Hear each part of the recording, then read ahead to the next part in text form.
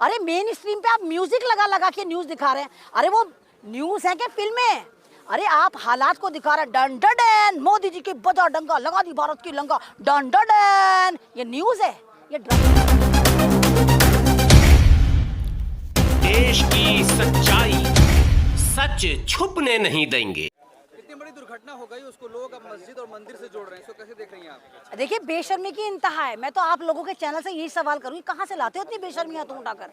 मतलब वहां पर लोग मर गए सरकार की गलती से, रेल मंत्री की गलती से। एक पूरा रेल एडमिनिस्ट्रेशन उसका जिम्मेदार होना चाहिए, और वहां पर भी ये मुसलमान एंगल ढूंढ कर ले आते हैं। तो कितने बेशर्म इनको हर जगह मुसलमान नजर आते। कहते हैं कि मस्जिद नजर आई, मुसलमानों ने ट्रेन पलट दी। अगर मुसलमान इतने ही पावरफुल हैं तो सत्ता क्यों नहीं पलट देते? सवाल तो ये, वो सत्ता भी पलट सकते, वो ट्रेनें पलट रहे, 3-3 ट्रेनें पलट दी। तो मुसलमान जब भारत का इतना पावरफुल है तो सत्ता क्यों नहीं पलट देता? तो ये बात दर्शाती है कि लोग कितने जाहिल हैं, व्हाट्सएप ज्ञानी है, और व्हाट्सएप में भी सही से ज्ञानी नहीं है। इनको यही नहीं पता कि ट्रेनें किस तरह पलटी गई, कहाँ पर गलतियां हुई, कहाँ पर चूक हुई। वहाँ पे मस्जिद को लाकर दिखा दिया।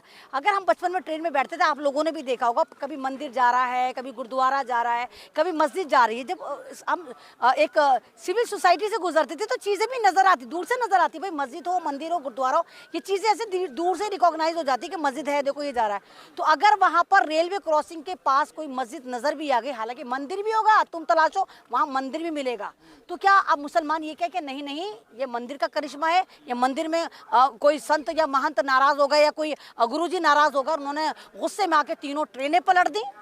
तो आप उन लोगों का मजाक उड़ा रहे हैं। नहीं, आप उन लोगों का मजाक उड़ा रहे हैं जो हजारों लोग इसमें मर चुके हैं। ये तो सरकारी आंकड़ा है, 300 मरे, 400 मरे। क्योंकि जनाब जनरल को तो ये इंसान मानते ही नहीं, जो बिना रिजर्वेशन सफर करते हैं, जिनके डिब्बे आगे होते हैं और पीछे होते हैं ट्रेन में, बीच में एसी कंपाउंड होते हैं। तो ये जितनी मौतें हैं, ये 100% वो मौतें हैं जिनके रिजर्वेशन थे।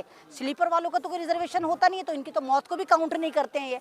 तो इतने सारी मौत होने के बाद 2000 से ज्यादा लोग इसमें सीरियस इंजर्ड हैं, और आपको मजाक सूझ रहा है। आप यहाँ पर भी हिंदू मुस्लिम एंगल फिट कर रहे हैं। तो क्या इस ट्रेन में एक भी मुसलमान नहीं मरा? सवाल ये उठता है, जो जितने भी वहाँ पर हादसे हुए, क्या इस ट्रेन में कोई भी मुसलमान नहीं था? चलो एक तो मालगाड़ी थी, 2 तो एक्सप्रेस थी, क्या इनमें कोई मुसलमान नहीं था? और अगर मुसलमान था तो इन बावलों को, कोई इनको गुफाओं की नाजायज औलादों को जाकर बताओ कि नारंगी चिंटुओं, भगवा चिंटुओं, तुम सुधर जाओ। तुम जो हर जगह ये हिंदू मुसलमान करते हो और सरकार को हर जगह तुम बरी कर देते हो, ये सरकार का फेलियर है, ये मंत्रालय का फेलियर। एक बताइए, एक ट्रेन वहां पर हादसा हो जाता है 7 बज के कुछ वक्त पर, दूसरी ट्रेन फिर वहां पर आ गई, और आप एक तरफ जो हमारे रेल मंत्री जो हैं, जो बेचारे रिबन तक काटने योग्य नहीं बचे, क्योंकि उनका जो सारा एक फुटेज है वो मोदी जी ले चुके हैं। ये वाली झंडी तो वो वाली झंडी, तो ये वाली ट्रेन तो वो वाली ट्रेन, मोदी जी जाकर वहाँ पर इनॉग्रेशन करते हैं। बेशर्मी की हद तो वहाँ पर हो जाती है जब हमारे मोदी जी, देश के प्रधानमंत्री, वहाँ जाए, वारदात पर मौके पे जाकर विजिट करते हैं, तो उनकी ड्रेस अलग होती है। लेकिन उसी वक्त जब वो एक प्रेस कॉन्फ्रेंस कर रहे होते हैं तो वो फौरन कपड़े बदल लेते हैं। तो ये प्रधानमंत्री हैं या फैशन डिजाइनर हैं या फैशन कोई मॉडल है जो कपड़े बदल बदल कर मॉडलिंग कर रहे हैं? पर मोदी के नारे लगाए जा रहे थे जब वहाँ पहुंचे थे। तो मैं यही तो कह रही कि आप लोगों की लाशों पर, लोगों के दर्द पर भी पॉलिटिक्स कर रहे हैं। मोदी मोदी मोदी, क्या मोदी मोदी? 2 दिन से रेल मंत्री बने हुए, कैसी बात कर रही हैं आप? नहीं तो 2 दिन से नहीं हो तो पता नहीं कब से बने हुए रेल मंत्री। ये जो कौन सी ट्रेन आई है जो हर वक्त हादसों का शिकार होती रहती है, ये इसके तो झंडी मोदी जी दिखाते हैं।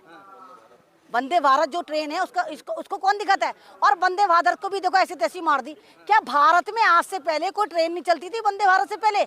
और मोस्टली ट्रेन जो होती है वो होती है 16 बोगी की, 17 बोगी। वंदे भारत को 8 बोगी की कर दिया, ताकि मोदी जी की झंडियां हैं वो लगातार पूरे साल या 4 साल चलती रहें। तो मोदी जी आप जो हैं वो रेलवे मंत्री नहीं है, आप क्यों भूल जाते? मोदी जी तुम भारत के प्रधानमंत्री हो, गरिमा का लिहाज करो। झंडियां दिखा दिखा के जो आप ट्रेनों को कह रहे हो जाओ, तो रेल मंत्री या तो रिजाइन कर दे, क्योंकि उसका तो कोई काम है नहीं, फिर क्यों वो मंत्री बन के बैठा हुआ है? रेल मंत्री की तो हमें जरूरत ही नहीं। हम सबको पता है कि हमारे रेल मंत्री मोदी जी हैं, हर ट्रेन का इनॉग्रेशन वही करते हैं। तो ये ड्रामेबाजी है, ये जो हादसा है ये सरकार का फेलियर है, ये रेलवे का फेलियर है। एक ट्रैक पर 3 ट्रेनें आपस में भिड़ गईं और सरकार को पता ही नहीं चला। लेकिन रूपी की लियाकत कर रही हैं आप लोग, राजनीति कर रही हैं, मौतों पर राजनीति मत करिए। तो आप किसकी बात कर रहे हैं? इन 12वीं फेल बुलबुलों की बात कर रहे हैं जो ताता थैया करती है। तो वो मैं क्या बोलूं? फिर आपके चैनल से मैं कुछ सब बोलती हूँ, फिर कहते हैं कि अमन रिजवी जो है बदजबानी बदकलामी करती है। ये तमाम वो है कि नाच मेरी बुलबुल तुझे पैसा मिलेगा।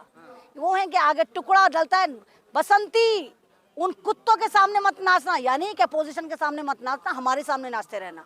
तो ये अपोजिशन के सामने नाचती है, ये हर गलत काम को सही अंजाम देती है। और जाहिर सी बात है, अगर कोई मैं नौकरानी रखती हूँ तो पड़ोसी घर में तो जाके चूल्हा चक्का करेगी नहीं, वो मेरे बर्तन मेरे भांडे तो करेगी। तो ये बीजेपी के द्वारा इम्प्लांटेड हैं, जिनको हम कभी कहा करते थे कि ये हमारी संविधान का चौथा स्तंभ है, अब नहीं है। अब ये गोदी मीडिया है, ये बेजमीन लोग हैं, ना मालूम इतनी बेशर्मी लाते कहाँ से हैं। नहीं हुआ, आप क्या कहेंगे इस पर? तो इस्तीफा तो शर्मदार लिहाज वालों का होता है भाई। इंसान दो तरह के होते हैं, एक बाज़मीर होते हैं, एक बेज़मीर होते हैं।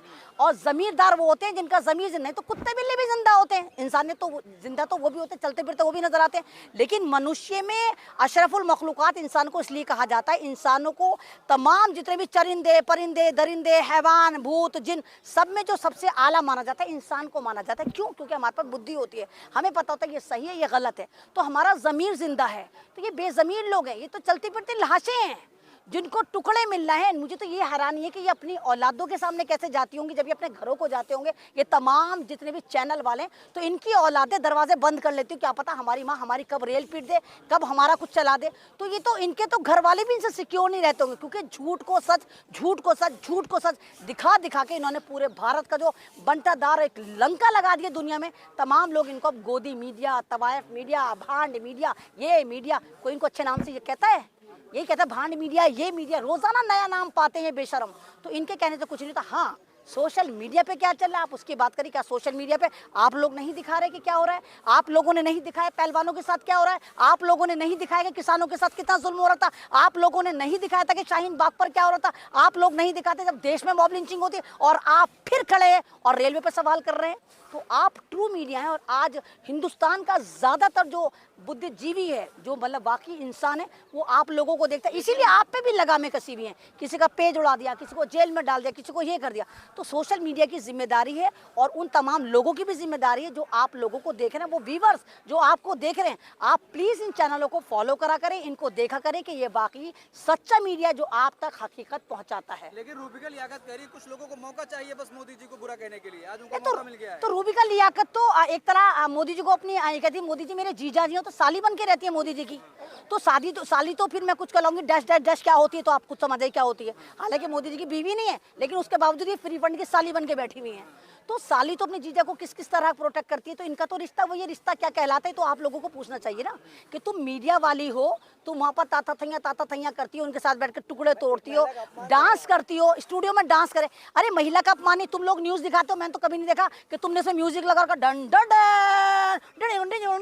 इस तरह की न्यूज़ आती है। आपने देखा सोशल उसमें डिजिटल मीडिया उसमें सॉरी सोशल ये जो हमारा स्ट्रीम चैनल इस पर ऐसी नहीं। अरे मेन स्ट्रीम पे आप म्यूजिक लगा लगा के न्यूज़ दिखा रहे हैं। अरे वो न्यूज़ है कि फिल्में? अरे आप हालात को दिखा रहे हैं। डन डन मोदी जी की बजा डंगा लगा दी भारत की लंका, डन डन ये न्यूज़ है, ये ड्रामे चला रहे हैं, आप ये सीरीज चला रहे हैं। तो ये मीडिया नहीं है, ये एक मजाक मीडिया है। आपकी वजह से पूरी दुनिया में हमारा मजाक बन चुका है।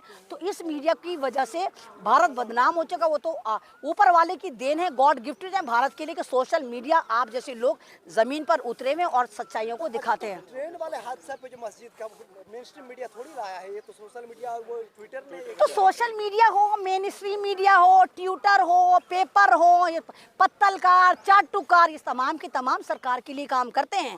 ये जो दो दो कौड़ी के बेचारे होते हैं, भगवा चिंटू जो होते हैं, इनको 2 रुपये मिलते हैं और इनको तय होता है कि 100 ट्वीट कर रहे हैं। तो यही तो ट्रेंड करते हैं।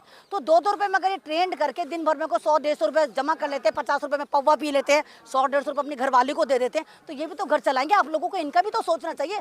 जब मोदी जी ने रोजगार दिया ही नहीं और रोजगार के नाम पे इनको दे रखा है कि ट्विटर पे हर ऑल फॉल ऊल जलूल न्यूज़ को तुम्हें ट्रेंड कराना है, तो वो तो ट्रेंड कराएंगे। सही वक्त पे अगर इनके घर वालों ने इनको स्कूल की शक्लें दिखा दी होती तो आज भगवा चिंटू की जो फैक्ट्री है जो आरएसएस तैयार कर रखी है उन पे ताले पड़ जाते। रोजगार नहीं दिया तो मोदी जी दावे कैसे करते हैं, अमित शाह दावे कैसे करते हैं 45 साल और रहेंगे? तो इनकी बात को और गधे की लात का यकीन करेंगे आप? 45 साल लेंगे तो बनी बनाई सरकार खरीदते हैं। अगर मोदी जी इतने ही बड़े खरे थे तो मोदी जी आपका परिवार 36 दिन से यहाँ पर बैठा था जंतर मंतर पे, आप लोगों ने भी कवर करा। पहलवान जो थी वो मोदी जी के परिवार का हिस्सा थी। मैं नहीं कह रही, आप जाकर पुरानी वीडियो देखिए जब मोदी जी ने इनको चाय पर बुलाया था और कहा था तुम मेरे परिवार का हिस्सा हो। तो मोदी जी का परिवार 36 दिन तक यहाँ बैठा रहा और कहता रहा कि तुम्हारे मंत्री ने हमारे साथ यौन उत्पीड़न यौन शोषण करा। लेकिन मोदी जी ने कहा ना, हम नहीं सुनेंगे क्योंकि वो हमारा नेता है। तो मोदी जी, आपका परिवार बैठा रहा, आपने अपनी माँ की सुननी ली, आपने अपनी बीवी की सुननी ली। आप जिस भारत को कहते हैं कि हम महिलाओं के सम्मान में बीजेपी मैदान में, वहीं उसी पार्टी में तमाम अलात्कारी, बलात्कारी, गुंडों को, दंगाइयों को आपने भर लिया। ये तो वही वाली पार्टी के व्हाइट कॉलर डकैतों को इस पार्टी में डाला जाता है, बीजेपी में डाला जाता है, और ये तमाम के तमाम एक अच्छे से संस्कारी बन के निकल, इनके खिलाफ कुछ भी बोलो तो कहते हैं राष्ट्र का अपमान करा। मतलब अगर आप बलात्कारी को राष्ट्र का अपमान करा, इनको यही नहीं पता कि राष्ट्र क्या है, राष्ट्र का अपमान क्या है, राष्ट्र का सम्मान क्या है, महिला का सम्मान क्या है, किसान कौन होते हैं, जवान कौन होते हैं, पत्रकार कौन, इन्हें कुछ नहीं पता। बस इनको पता है कि हमें हिटलर बनना है और देश को लूटना है।